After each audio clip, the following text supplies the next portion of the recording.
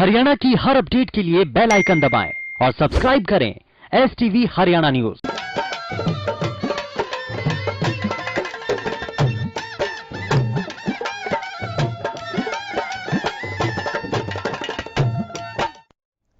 राम राम नमस्कार। आप सब हरियाणा न्यूज देखने लाग रहे और मेरा नाम से सोनिया सतानीता। आप सारा का घना स्वागत करूं हमारे खास हरियाणवी बुलेटिन जो करते के हरियाणा में तब बुलेटिन की शुरुआत करांगे एक बड़ी खबर की गेलिया सारे ने बता दिया जो कि भिवानी तो शामी आ रही से कृषि मंत्री JP दलाल का बयान शामी आया। सर आपने जानकारी दे दिया आगे बयानी में पहुंचे थे जड़ों ने कहा आके हरियाणा किसानों तो ऑनलाइन पेमेंट देने वाला पहला प्रदेश बना से इसकी गेलिया उन्होंने कहा कि हर किसान के खाते में पेमेंट करी जाएगी। JP दलाल न्यू भी बोले इसकी गेलिया उन्होंने भी कहा कि लामणी शुरू ना होने पर खरीद शुरू नहीं हुई से क्योंकि गेहूं की फसल की कटाई बस शुरू नहीं हुई से। उन्होंने भी कहा कि जे फॉर्म कटन के 72 घंटे में पेमेंट करी जाएगी। सरसों और गेहूं का एक एक दाना में खरीदेंगे। उन्होंने कहा कि आड़ती हो चाहे फिर किसान हो किसी ने क्या डाल की भी परेशानी नहीं होने देवेंगे। अनु भी कहा कि कांग्रेस सत्ता भोगन की राजनीति करने लाग रही है। तया अहम और बड़ी खबर सारे दर्शकों से इस टाइम बताने लाग रहे था जो कि बयानी तो शामी आ रही है। कृषि मंत्री JP दलाल का बयान शामी आया है। उन्हें कहा कि हरियाणा राज्य किसानों तक पहला पेमेंट देने वाला राज्य बन गया है और हर किसान के खाते में पेमेंट करी जाएगी। लामणी शुरू ना होने तक हालांकि फसल की जो खरीद से शुरू नहीं हो जाता आज तय सरसों की फसल की और गेहूं की फसल की सरकारी खरीद शुरू होगी से जिसने लेकर उन्हें कहा है कि ईब गेहूं की जो फसल से उसकी कटाई शुरू नहीं हुई से उन्होंने कहा कि जे फॉर्म कटन के 72 घंटे में करी जाएगी पेमेंट। सरसों और गेहूं का एक एक दाना खरीदा जाएगा। तो यह बयानी ते अहम खबर तमाम दर्शकों तो साझा करने लाग रहे था। कृषि मंत्री JP दलाल का बयान शामी आया।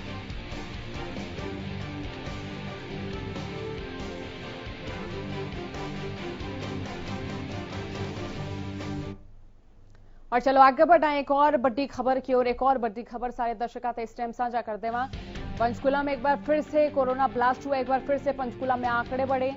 24 घंटे में 295 नए मरीजों की पंचकुला से पुष्टि हुई है और पंचकुला सिविल सर्जन ने यह पुष्टि की है कि पंचकुला में कोरोना के आंकड़े लगातार बढ़ रहे हैं और अब तक 154 लोगों की कोरोना संक्रमण से मौत हो चुकी है। 154 कोरोना संक्रमण के चलते जान गंवा चुके हैं। मौजूदा वक्त की बात करें तो 1034 एक्टिव मरीज हैं फिलहाल पंचकुला में।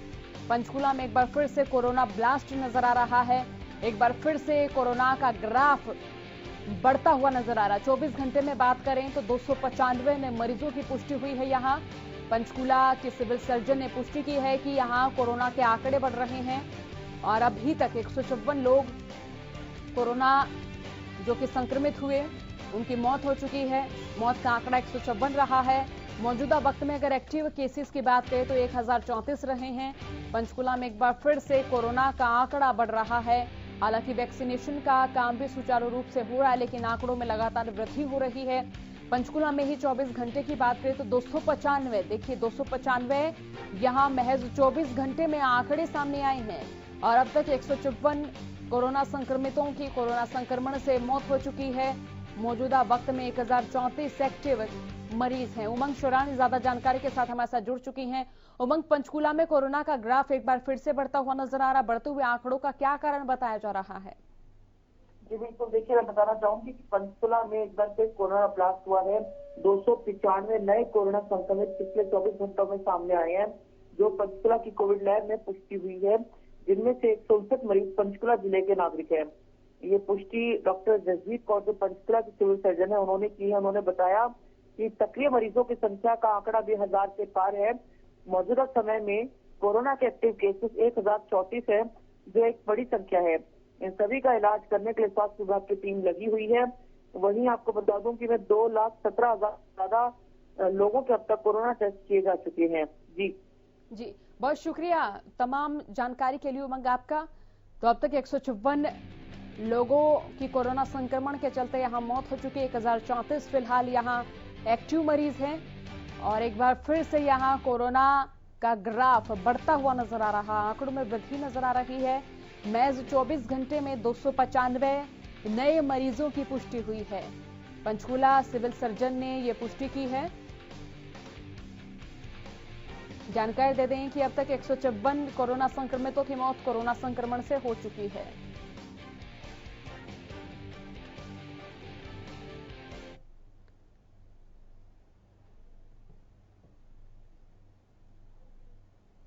एक और बड़ी और अहम खबर की ओर रुख कर लेते हैं। एक और बड़ी खबर तमाम दर्शकों तक इस वक्त साझा कर रहे हैं, जो कि यमुनानगर से सामने आ रही है, जहां युवक की पिटाई का वीडियो वायरल हो रहा है और कुछ युवकों ने एक युवक को जमकर पीटा यमुनानगर में, जिसकी पिटाई का वीडियो वायरल हुआ। भीड़ ने पीड़ित युवक को बचाया और मामले में अभी पुलिस के पास कोई भी शिकायत नहीं आई है। यह अहम खबर यमुनानगर से सामने आ रही। युवक की पिटाई का वीडियो वायरल हो रहा है और यहां कुछ युवकों ने एक युवक को जमकर पीटा और पीड़ित युवक को यहां मौजूद लोगों ने बचाया। ये राहत की बात है कि यहां भीड़ ने मौके पर ही पीड़ित युवक को बचाया। मामले में पुलिस के पास अभी तक कोई भी शिकायत नहीं आई है। ये तस्वीरें साझा कर रहे। देखिए, इन तस्वीरों में कुछ युवक जो हैं वो यहां एक युवक को पीटते हुए नजर आ रहे हैं, लेकिन इसी बीच यहां मौजूद भीड़ ने इस युवक को बचाया। संवाददाता सुमित ओबरॉय हमारे साथ जुड़ चुके हैं। सुमित, यहां तस्वीरों में नजर आ रहा है कि कुछ युवक एक युवक को पीट रहे हैं, वीडियो वायरल हो रहा है और ये भीड़ इस युवक को बचाती हुई भी नजर आ रही है। क्यों इस युवक को पीटा जा रहा था? बिल्कुल, अभी अगर हम बात करें तो ये वीडियो जो है प्रताप नगर के सरकारी स्कूल के पास का बताया जा रहा है, जो कि सोशल मीडिया पर जमकर वायरल हो रहा है। इसमें बताया जा रहा है कि कुछ युवकों की आपस में कहासुनी हुई, तो उसके बाद जो है कुछ युवक, जैसा कि वीडियो में दिखाई दे रहा है, कि मुंह पर रुमाल से पूरे जो फेस को कवर किया और उसके बाद जो है एक युवक पर जो है उसकी पिटाई कर रहे हैं और बाद में उसे लाठी से भी जो है कई बार मारा गया। हालांकि इस बीच के शख्स आया और उसने उन युवकों को छुड़वाया और उनको समझाकर जो है शांत करवाया और ये वीडियो जो है सोशल मीडिया पर वायरल हो रहा है। और फिलहाल इस मामले में जो है पुलिस को भी कोई शिकायत यहाँ पर नहीं दी गई है, लेकिन ऐसा बताया जा रहा है कि इन युवकों की कुछ आपसी कहासुनी थी, जिसके चलते जो है इनके युवकों के बीच इस प्रकार का झगड़ा हुआ और वहां मौजूद कुछ लोगों ने अपने मोबाइल कैमरों में इसको कैप्चर कर लिया और सोशल मीडिया पर जो है इसको वायरल कर दिया, क्योंकि तस्वीरों में साफ दिखाई दे रहा है कि किस प्रकार से एक युवक को पीटा जा रहा है और उसके पास जो है अन्य युवक भी और स्कूल के कुछ छात्र भी जो बैग टांगे हुए वो यहाँ पर दिखाई दे रहे हैं। जी, बहुत शुक्रिया सुमित तमाम जानकारी के लिए।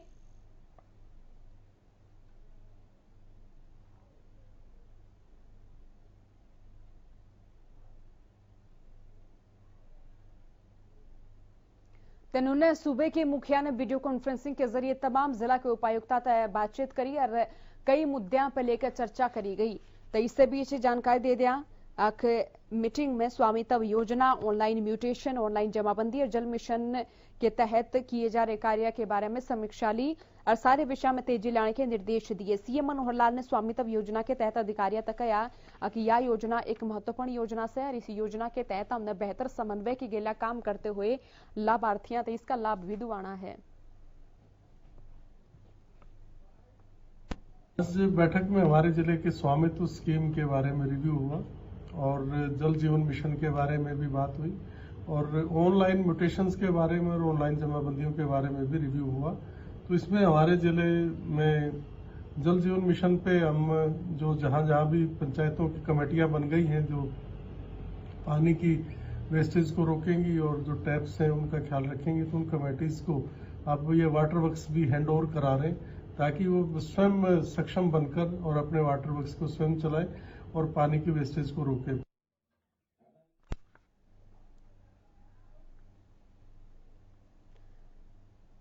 तनुने सरकारी आदेश के बाद 1 अप्रैल तक सरसों और गेहूं की फसल की खरीद शुरू होनी, लेकिन कई जगह पर यह प्रक्रिया जो से ठंडी पड़ती भी नजर आई है। सरकार ने इस बार मंडी पहुंचने वाले किसानों तक सारी बुनियादी सुविधाएं देने की हर संभव कोशिश करी। बावजूद इसके कुछ सुविधाओं में कुछ मंडिया में खामियां नजर आई। इसके गेले कई मंडिया में किसान अपने अनाज की गेला पहुंच चुके से, तो कई मंडिया में भी किसाना की राह देखी जान लग रही है। उकलाना अनाज मंडी में पानी बिजली की व्यवस्था दुरुस्त करी गई से। न्यून कैथल की अनाज मंडी में भी तैयारी पूरी चलने लग रही है, लेकिन आड़े गेहूं की खरीद शुरू नहीं हुई से। आड़तियां का कहना से कि बारदाना नहीं मिला से और पीने के पानी की भी कमी से। तेन पहले दिन बहादुरगढ़ में भी गेहूं की खरीद नहीं हुई, तो आड़े भी आड़तियां ने बारदाना नहीं दिया गया। तो जगह जगह की तस्वीर ये 8 तस्वीर आप देखने लग रहे हो तो 8 जगह पे मंडिया में व्यवस्था रोहतक में आप देख सको सो के आड़े व्यवस्था सुचारू रूप से और यमुनानगर की तस्वीर, बल्लभगढ़, सोनीपत, गोहाना, सिरसा और कैथल और पेहुआ की तस्वीर इस टाइम आपकी टीवी स्क्रीन पे से। सरकार की तरफ से अभी तो हमारे को बारदाना भी नहीं मिला है। जैसे ही माल आएगा सरकार खरीदेगी, बारदाना आते ही हम गेहूं भरवा देंगे। हमारी तरफ से तैयारियां पूरी है। अभी तक कोई किसान नहीं पहुंचा बारोड अनाज मंडी में। सफाई व्यवस्था जो है पहले से तो बेहतर है, लेकिन माल का जो कूड़ा निकलता है वो शाम की शाम उठ जाए तो सफाई व्यवस्था अच्छी रहे। इस बार अभी तक कोई व्यवस्था नजर नहीं आ रही है मंडी में। ना तो सफाई का विशेष प्रबंध कुछ भी हुआ है, ना कोई बिजली पानी का प्रबंध हुआ है। लाइटें भी खराब पड़ी है, पानी की भी व्यवस्था नहीं हुई है और ना ही इनके पास कोई अभी तक शेड्यूल आया है जिससे कोई किसान आए। किसानों के फोन आ रहे हैं, हम फसल हमारी कैसे बिकेगी, कब बिकेगी। मार्केट कमेटी की तरफ से अभी तक कोई शेड्यूल, कोई सर्कुलर जारी नहीं हुआ है। खरीद शुरू हो चुकी है जी, और सरसों की भी खरीद चालू है, और जो कि यहाँ सरकारी है नहीं। और पानी की, बिजली की, सफाई की सारी व्यवस्थाएं हैं। और ये जो शेड्यूल जाता है LIC डिपार्टमेंट से जमींदारों के पास डायरेक्ट जाता है। कानून गेहूं की और सरसों की फसल की सरकारी खरीद की प्रक्रिया सारे जिला में शुरू हो गई है, लेकिन यह प्रक्रिया किते किते राह चढ़ती नजर नहीं आने लग रही है। तो इससे बीच जो सरकार दावा करने लग रही है उसकी पोल भी खुलती हुई नजर आ रही है, जिसमें सरकार दावा कर रही है कि किसानों ने किसी ढाल की दिक्कत नहीं होने दी जाएगी। गोहाना अनाज मंडी की बात करते ये बताइए, कोई भी सरकारी एजेंसी गेहूं खरीद करने ताई नहीं पहुंची। आलम तन्यूस है कि मंडी में साफ सफाई, किसाना के पीने के पानी की कोई भी व्यवस्था नहीं है। और ऊपर तय किसान सरकार की ओर तय मेरी फसल मेरा ब्यौरा पोर्टल पर फसल पंजीकरण में लापरवाही के चलते परेशान होकर मार्केट कमेटी ऑफिस के चक्कर काटना मजबूर भी हो रहे हैं। करा था 1 महीना पहला, एक ही लगा जाओ और मैं क्या करूँ बता इसका, इन्हें कितने रहूँगा इनकी वन इतनी बयान माटी करे फर्ज दिया मेरा हाथ में, फर्ज में लिया कमेटी के दफ्तर के मैंने 1000 चक्कर काट लिए। मैंने 6 किला 7 किला पंजीकरण कराया था, 1 किला का मेरा कागज और फोन में मैसेज आ गया 1 किला का होया। मैं 5-6 किला के गेहूँ कित गे रहूँगा बस सड़क पर गिरो कित ले जाऊँगा उन्हें। ये 5 किले 6 किले मेरे 9 के 9 रह गए। मैं बहुत तंग हो जाऊँ भाई, मेरा यू करा सीओ विंडो में दरखास्त ला दी मैंने और SDM गए। मैं सारा मार्केटिंग कमेटी मैंने चक्कर धक्के वो धत्ता मैं कराया था, ये करने वाला यो था। मैं पछाण ला जाए इसी शकल के और होया।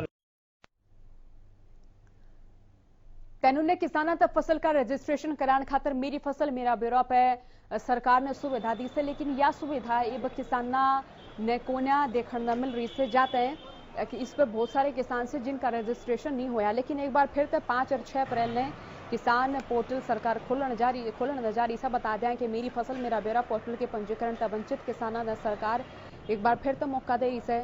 इसके साथ ही किसान अपने नजदीकी CSC सेंटर पर भी पंजीकरण करा सकें। से गौरतलब है कि सिरसा जिले में ही बताई 70,795 किसानों ने पोर्टल पर पंजीकरण कराया है, जबकि 30 से 40% किसान ईब भी इस पोर्टल पे रजिस्ट्रेशन कराने पे वंचित हो रहे हैं। पोर्टल जो है वो एग्रीकल्चर डिपार्टमेंट चला रहा है और किसानों को जो शेड्यूल बना के देना है सभी किसानों को शेड्यूल साथ बन के आ जाएगा। उसमें से 20% का जो किसान होंगे उनको शेड्यूल हम कर सकते हैं। किसान अपने आप भी शेड्यूल चेंज कर सकता है। किसान को जब मैसेज आएगा उसके साथ एक लिंक दिया हुआ है, उस लिंक को खोल के किसान अपना शेड्यूल आगे या पीछे कर सकता है। सिर्फ सेम डे में चेंज नहीं होगा, आगे पीछे वो कभी भी उसको चेंज कर सकता है। 24 घंटे तैयार हैं किसानों के लिए। किसानों को जब भी कोई प्रॉब्लम आती है हम उसको सोल्यूशन निकालने की तुरंत कोशिश करते हैं। इस बार पोर्टल में दिक्कत आने की संभावनाएं कम है, क्योंकि जो पिछली बार दिक्कतें आई थी उनको काफी हद तक ठीक कर दिया गया। हमने अभी ट्रेनिंग हमारी लास्ट वीक थी तो हमने वहाँ पे बात की थी ट्रेनिंग की, उसके लिए लेटर आ गया 5 अप्रैल और 6 अप्रैल को 2 दिन खुला रहेगा पोर्टल। कानून ने किसानों की ओर से नई नई रणनीति तय करी जाने लग रही है। तो इससे भी आपने जानकारी दे दिया किसान सरकार क्या रोष जताने खातर भी अलग अलग जो सहम तरीके अपनाने लग रहे हैं। तो इससे बीच हरियाणा किसान मंच के प्रदेश अध्यक्ष प्रहलाद सिंह भारूखेड़ा ने दोपहर बरनाला रोड स्थित शहीद भगत सिंह स्टेडियम में प्रेस वार्ता करी। उन्होंने बताया कि 3 अप्रैल तक मिट्टी सत्याग्रह नाम से चालू यात्रा सिरसा के शहीद भगत सिंह स्टेडियम में पहुंचेगी। अड़े यात्रा का स्वागत करा जाएगा और आम बैठक भी आयोजित करी जाएगी। वह बोले कि आजादी के बाद और पहले जिन जिन जगह पर किसान आंदोलन के दौरान शहादतें हुई हैं उड़ता मिट्टी लेकर यह यात्रा पहुंचेगी। इस दौरान यह यात्रा पंजाब की ओर कूच करेगी। बारूखेड़ा ने कहा से कि 5 अप्रैल ने एफसीआई गोदामा का घेराव करेंगे। सरकार एफसीआई ने प्राइवेट हाथा में बेचने ला गई से जाते एफसीआई बचाव दिवस मनाते हुए घेराव कराया जाएगा। उन्होंने बताया कि 10 अप्रैल ने केएमपी पर 24 घंटे तक जाम लावेंगे। 13 अप्रैल ने देश भर में सारे मोर्चों पर बैसाखी का पर्व मनाया जाएगा और 14 अप्रैल ने अम्बेडकर जयंती के उपलक्ष्य में संविधान बचाव दिवस मनाया जाएगा। 3 अप्रैल को मिट्टी सत्याग्रह के नाम से एक यात्रा आ रही है, जो पूरे देश भर से जहां पे किसान आंदोलन हुए हैं, जो आजादी से पहले आजादी के बाद में जो आंदोलन हुए हैं, जहां पे शहादतें हुई हैं, उन जगहों से मिट्टी लेके कुछ साथी जो एक यात्रा शुरू की है दांडी से, जो चलते हुए राजस्थान से, महाराष्ट्र से, गुजरात से, हर स्टेटों से होते हुए यहाँ सिरसा में पहुंचेगी। 2 तारीख को रात को वो यात्रा यहाँ पे पहुंच जाएगी और 3 अप्रैल को यहाँ भगत सिंह स्टेडियम के अंदर उस यात्रा का स्वागत किया जाएगा। यात्रा फिर यहाँ से चल के पंजाब जाएगी। पंजाब से फिर सिंघू बॉर्डर और शाहजहांपुर बॉर्डर, टिकरी बॉर्डर सब जगह पहुंच के और 6 तारीख को टिकरी बॉर्डर के उसके ऊपर सिंघू बॉर्डर के ऊपर उसका समापन होगा। 5 अप्रैल को एफसीआई के ऑफिसों का घेराव किया जाएगा, क्योंकि अभी जो सरकार है मौजूदा, वो एफसीआई जो है सरकार जो की एजेंसी है, वो खरीद करती है किसानों की जो फसल होती है, उस एफसीआई को ये प्राइवेट हाथों के बेचना जा। और 10 अप्रैल को केएमपी रोकी जाएगी 11 बजे से 11 बजे तक 24 घंटे के लिए, कि पूरा वहां पे जो सिंघू बॉर्डर और टिकरी बॉर्डर के ऊपर जो लोग बैठे हैं वो लोग और आसपास के जो लोग हैं वो ज्यादा से ज्यादा 10 तारीख को वहां पे इकट्ठे होंगे। 13 अप्रैल को बैसाखी है। बैसाखी जो दिल्ली के चारों तरफ जो मोर्चे लगे हैं उन सभी मोर्चों के ऊपर बैसाखी मनाई जाएगी और पूरे देश के अंदर भी। 14 अप्रैल को अम्बेडकर जयंती है। 14 अप्रैल को पूरे देश के अंदर और सिंघू के दिल्ली के चारों तरफ जो मोर्चे लगे हैं उन मोर्चों के ऊपर, उन बॉर्डरों के ऊपर अम्बेडकर जयंती को संविधान बचाओ। प्रदेश भर में कोरोना वैक्सीनेशन का काम जारी है। तो इससे बीच अगर सिरसा की बात कराता आड़े भी वैक्सीनेशन का काम लगातार जारी है। 45 साल तक घनी उम्र के लोगों को वैक्सीन लगाई जाने लग रही है। जिले में इस आयु वर्ग के करीब 1 लाख लोग हैं जिनके वैक्सीन लगाई जाने लग रही है। इससे पहले 45 साल तक घने उन लोगों को वैक्सीन लाई जा रही थी जो कि कई गंभीर बीमारियों तक ग्रस्त थे, लेकिन ईब 45 साल तक घनी उम्र के सारे लोगों को वैक्सीन लगाई जा सकेगी। जैसा कि स्टेट गवर्नमेंट और ministry of health and family welfare government of India की तरफ से गाइडलाइंस के मुताबिक आज 1 अप्रैल से 45 साल से ऊपर सभी आयु के वर्ग के लोगों को वैक्सीनेशन भारत सरकार ने अलाउ कर दिया है। तो हमारी टीम्स का गठन पहले ही इन लोगों को, क्योंकि 45 से 59 साल वाले पहले कोमॉर्बिड हम करते थे, तो अब 45 से ऊपर सभी लोगों का वैक्सीनेशन होगा। तो इस संबंध में गाइडलाइंस कल इशू कर दी गई थी। तो मेरी सभी टीम्स वैक्सीनेशन कर रही हैं और आपको ये जान के बड़ी प्रसन्नता होगी कि इनका जो हमारा जो लगभग जो निर्धारित लक्ष्य रहेगा 1,16,560 के करीब, तो इसको हम अगले 28 दिन में पूरा कर लेंगे। आज भी जैसे हमारी एक्टिविटी जारी है वीरवार और शुक्रवार, क्योंकि हमारे जो कोविड की वैक्सीनेशन पूरे सिरसा जिले में जारी रहती है, तो अब तक तकरीबन 1100 के करीब लोगों ने वैक्सीनेशन करवाया। आज तक यानी कि 1 अप्रैल तक वैक्सीनेशन के चौथे चरण की शुरुआत होगी से और इस बीच चौथे चरण में काम में और घना तकाजा करा जाने लग रहा है। 45 साल तक घनी उम्र के सारे नागरिकों तक वैक्सीन लाके चौथे चरण की शुरुआत कर दी से। बता दें कि प्रदेश के सारे सामान्य अस्पतालों में निःशुल्क वैक्सीन लगाई जा रही है। अस्पताल के वैक्सीनेशन सेंटर पर भी रजिस्ट्रेशन करा सके से जाता ही एक पहचान पत्र अनिवार्य कराया गया है। वैक्सीनेशन की समय सीमा तड़के 9 से सांझ के 3 बजे तक से। 1 अप्रैल से vaccination 45 years and above population का लगाने के लिए जो चरण चलाया जाएगा, उसमें सभी लोग जो 45 साल से ऊपर की उम्र के लोग हैं, 45 और 45 से ऊपर के जो उम्र के लोग हैं, वो सभी अपना वैक्सीनेशन करा सकते हैं। इससे पहले 45 एंड अबव में विद कोमॉर्बिडिटीज़ के लिए ही खोला गया था, लेकिन अब इसमें सभी शामिल हैं। 45 इयर्स से अबव जितने भी पॉपुलेशन है उन सबको वैक्सीनेशन दी जाएगी।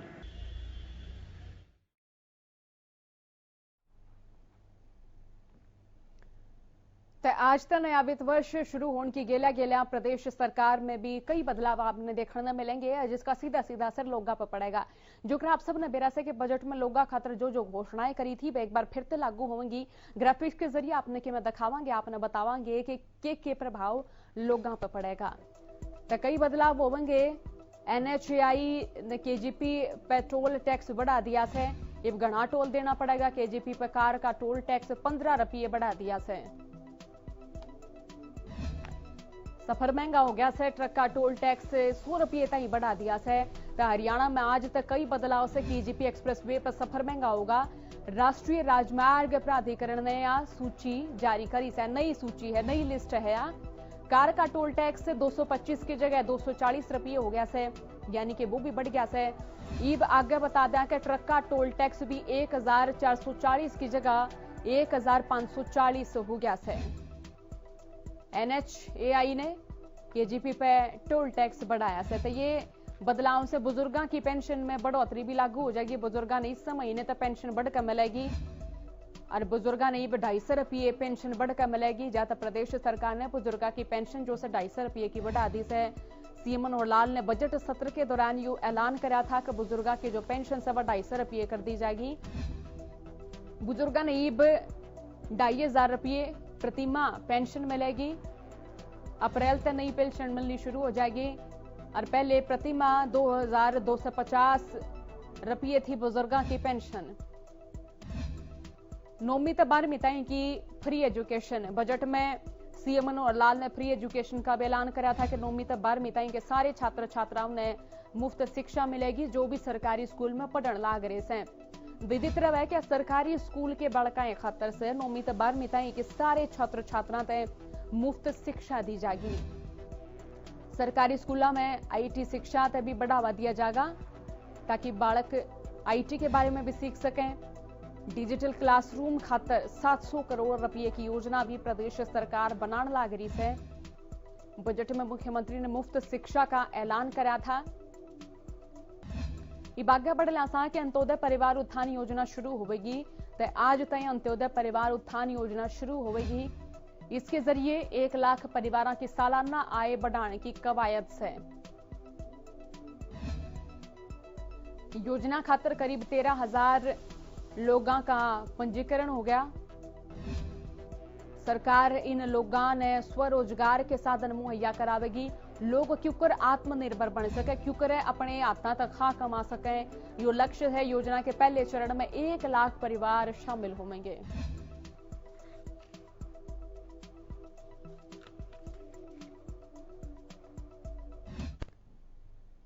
तनु नहीं KGP ते भी सफर करना महंगा हो गया है, क्योंकि टोल टैक्स भी जो है वो बढ़ा दिया गया है। बता दें कि KGP पे कार का 15 रुपये तो ट्रक पर 100 रुपये का टोल टैक्स बढ़ गया है। NHAI ने टोल टैक्स बढ़ाने की लिस्ट जारी करी और यो बढ़ा हुआ टैक्स आज तक वसूला जा रहा है। हालांकि गाजियाबाद की ओर आने वाले वाहन चालकों तक राहत दे दी गई है, जहां तक कुंडली टोल प्लाजा किसानों ने फ्री करा रखा है। लेकिन कुंडली की औरतें जान वाले वाहनों का बढ़ा हुआ जो टोल टैक्स है वो उन्हें देना ही पड़ेगा। टोल टैक्स बढ़ने के बाद अगर कोई कुंडली के मुख्य टोल प्लाजा तक पलवल तक कार लेकर आवस है तो उसने 225 की जगह 240 रुपये टोल टैक्स देना होगा। तो ये डाल ट्रक चालक ने 1440 की जगह 1540 रुपये टोल टैक्स देना होगा। KGP पर टोल टैक्स भले ही बढ़ा दिया हो, लेकिन बागपत के मबी कलार गाजियाबाद में दुहाई इंटरचेंज तक कार लेने जाने वाले ने पुराना टोल देना होगा। तो कुछ ग्राफिक्स दिखा दें। वाहन में देखो आप पहला 25 रुपये देने पड़ेंगे। 25 रुपये यो से ट्रक बस इसका भी आड़े जो है यो टोल टैक्स बढ़ा दिया गया है। कार जीप की बात करें पहले थे 25 रुपये, भी 25 रुपये से। इसके अलावा LCV की बात करें 115 रुपये पहले थे, ईब से 125। ट्रक या फिर बस की बात करें 245 पहले थे, 260 ईब हो गए हैं। 3 XL की बात करें तो 265 जब थे और ईब की अगर बात करें तो 285 हो गए से। 4-6 XL की बात करें तो 380 जब थे, ईब बढ़ गए से। कार जीप की भी हम बताने लग रहे सा। दिल्ली हापुड़ रोड की जड़े LCV 135 रुपये पहले थे, 145 ईब हो गए से। और इसकी गेले आए आगे ट्रक बस की बात करा तो यार 285 पहले आते 305 ईब हो गए से। 3 XL की अगर बात करा 310 पहले आते 335 ईब हो गए से। और यो अपने बता दें से गाजियाबाद अलीगढ़ की आड़े कार जीप 115 पहला थे 125 ईब हो गए हैं, एलसीबी 190 अरीब हो गए हैं 205। और इसकी गले बात ट्रक बस की कराते हैं 400 थे पहला और ईब उड़े तब बढ़ गए से। आगे फतेहपुर रामपुर की बात कर लिया। हाँ, ये आपने ग्राफिक्स के जरिए दिखने लग रहे से कि एक बार फिर ताड़े दाम बढ़ गया से। कार जीप 135 रुपये थी पहले, ईब 145 होगी, एलसीबी 220 थी, ईब 235 होगी, 5 रुपये बढ़ गए से। ट्रक बसा की बात करें 460 थे 490 हो गए से। और इसकी गले अगर 3XL की बात करते देखो पहले थे 500 ईब हो गए 535, यानी कि 35 रुपये बढ़ गए। 46XL की बात करें पहले थे 720 और ईब 720 तक बढ़ के हो गए से 770। और ओवर साइज वाहना की बात करें 875 थे पहले, ईब हो गए हैं 935, तो इसमें भी बढ़ोतरी होगी से। आगे अटाली चेनसा क्या हम जिक्र कर रहे हैं। कार जीप के पहले थे 175 रुपये, ईब हो गए 190, एलसीवी 285 थे पहले, ईब हो गए 305। ट्रक बस पहले थे 600 और ईब 600 तो बढ़ गए हो गए 645। 3XL में 655 थे पहले, ईब 700 हो गए से। और 46XL की बात करा तो जो पहले थे वह थे 940, ईब हो गए 1010 रुपये। ओवर साइज वाहना की बात करें 1145 थे पहले, ईब हो गए 1230। तो यो अटाली चेलसा का जिक्र करा था। ईब दिल्ली आगरा हाईवे पर आपने बता दिया। अड़े कार जीप 225 थी पहले, ईब आपने बता दिया 240 रुपये देने पड़ेंगे। आगे आपने बता एलसीबी जड़े पहले थे 360, ईब हो गए 385। ट्रक बस की बात करा था पहले थे 755, ईब हो गए 805। इसकी गले ईब आगे बढ़ लिया। 3XL का जो जिक्र से वो करांगे 820 पहले थे 880 ईब हो गए हैं। 46XL की बात करा 1180 पहले थे और ये भी उससे फालतू बढ़ गए से। तो ये तमाम टोल प्लाजा का जिक्र करा है जो इनका दाम जो सब वो बढ़ गया से।